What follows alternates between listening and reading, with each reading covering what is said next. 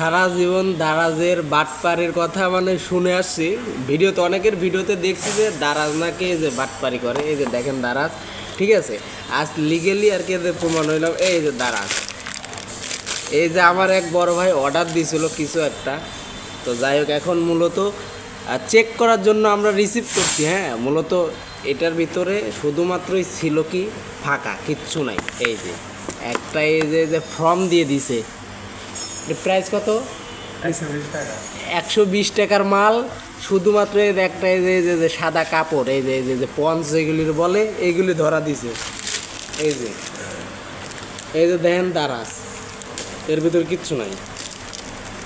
মানে দারাজ যে কত বড় বাটপার, এই যে দেখেন সারা জীবন মানুষের ভিডিও দিয়েছি, আজকে নিজে প্রমাণ পাইলাম। এই যে দারাজ, ঠিক আছে, দেখ এই যে হাসান না সত্যি কও। আসলে এটা কি শুধু ফর্ম একদম প্যাকেট করে দিয়ে দিতে নাও। প্রিয় দারাজ, নাটক কম করো প্রিয়। এভাবে কাজ করলে তোমাদের কাস্টমার থাকবে না, কাস্টমার তোমাদের মেরে দিবে, বুঝো নাই?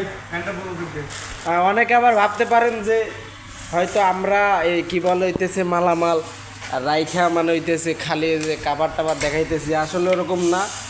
লিগেলি হইতেছে এটার ভিতর কিছুই ছিল না, শুধুমাত্র এই যে ফর্ম ছিল, ফর্মই বলে এটার মনে হয়, ঠিক আছে।